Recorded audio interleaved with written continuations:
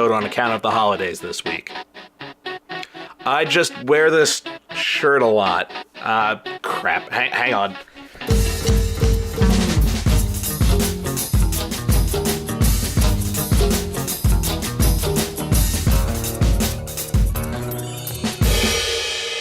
Let's get to our first email for the week, from Prajwal Rai. Hi, I have been watching your videos for a long time now and seem to have used it a lot. I've started a talk show kind of thing in Facebook, and since I am new and only one video old, I am not getting proper reviews. Please let me know of the changes and improvements we can make.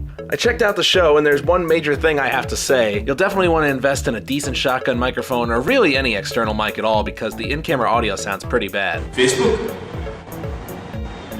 What's the big deal about it? It would be a big help because the video is actually pretty funny at times and comes off as an Indian version of the Gentleman's Rant. Actually, that's exactly what it is. Stop f***ing messing with my wall. Audio is a huge factor, and that's where this one suffers most. Also, just a suggestion, try cutting something like this into multiple videos. You could get a good series of videos complaining about Facebook out of this. Sitting through 8 straight minutes of it can get a bit taxing. Please stop tagging me in your good morning, good night, and all bullshit pictures. If you take any of that advice into account, send the result to mogulermade@gmail.com and maybe we can get it on the show. Our next message from Luke Thompson. DSLR Cinema Rig for not much. Good email, Luke. I actually had to do a little searching myself to find a good full DSLR rig. If you just want a shoulder support, you can find the Cowboy Studio shoulder rig for about $30 or less, which I've heard a lot of good things about. And if you look up DIY DSLR shoulder rig, you'll find a lot of entries all over YouTube. But for something that does a lot more than just stabilizing, I found this rig on a huge sale, down to $235 from $600 on Amazon, called the Fancier Studio DSLR rig. It includes handles, the shoulder support, a matte box, and most impressively, a follow focus. If you're the handy type, this was my favorite DIY one that included a follow focus from Mitch Netzer. As I always point out, I'm not handy at all, but if you are, it's worth a look. I'll include the link at the end playlist. From Sajin Zero, I have a few issues that have been plaguing me for years, and I challenge you to find some answers because I've been searching my ass off. First, what do you do if your friends suck, can't get actors, or crew, actors you can get are too terrible to use, or whatever else? I've tried forums, Craigslist, Facebook, film/video events, and even dating sites that have a just for friends option. I managed to squeeze one person out of that, and it didn't work out. I live in New Jersey, by the way. Hey, I live in New Jersey. I'll act in something sometime. But I hear this a lot, and as it turns out, most people aren't the most comfortable in front of the camera. I was shooting a movie last year with a kid who was still in high school. We gave him one direction on a shot. Look to your left and say your line. Somehow, he couldn't do this. He kept saying the line and maybe slightly looking to the left with his eyes, which always wound up looking right back into the lens. It actually got so bad that my old Movie Quest co-host Chad had to put his hands on the back of his head, under his hair, which was long,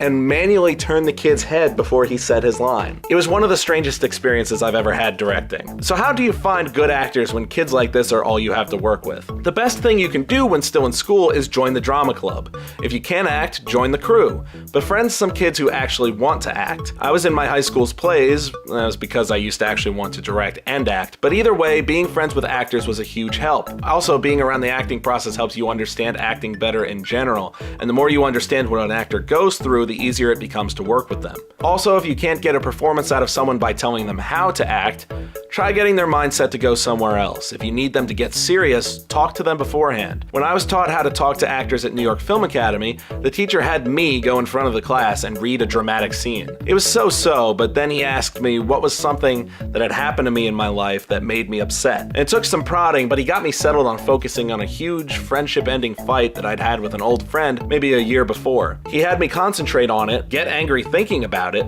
and when I was in the mindset he wanted, he had me immediately read the scene again. And you'd have thought I was some kind of Academy Award winner when we played the footage back. It was really weird.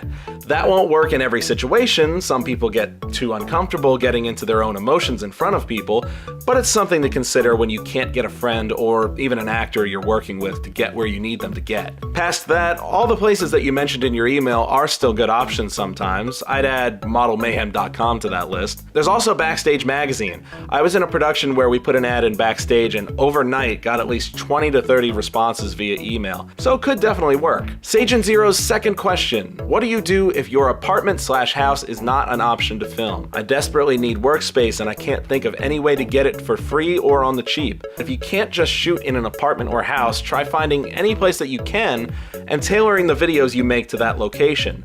We couldn't shoot indoors a lot back in 2002 to 2004 when I was first putting videos online. So what we used to do was me and my friends would meet up at our local shopping center, Brick Plaza, and we just shot whatever we could think of to do in this area, which you wouldn't think would be much, but we did a ridiculous number of videos there. We even became associated with the place, and to this day people still bring it up to us and how we should still shoot something there. Even Justin Johnson brought it up last time I saw him, as he was a regular viewer back then. In fact, if you want to see a lot of my old work from that day, I almost hate to do it, but here it is. Right there. That's where it's all at. I pretty much have never publicized it in any big way because a lot of it is so bad. But what the hell?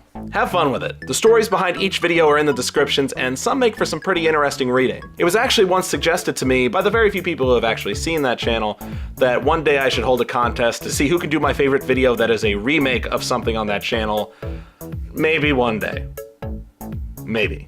So yeah, if you're still in school, as much as it sucks, if you can't get many locations to shoot in at all, do your best to tailor things towards where you can shoot, or maybe even you can talk to the school and they'll let you shoot there after hours. That's my advice anyway. If anybody has better options, leave them in the comments below. That's gonna do it for this week. Keep sending in your questions to Friday101mail@gmail.com and we'll do another mailbag segment in a month or so. Check back next week for more great Indie Mogul content, including Indie News with Griffin on Monday, Awesome Directors Project on Wednesday, Moguler Made Tuesday and Thursday, and another Friday 101 to round it out. We'll see you then.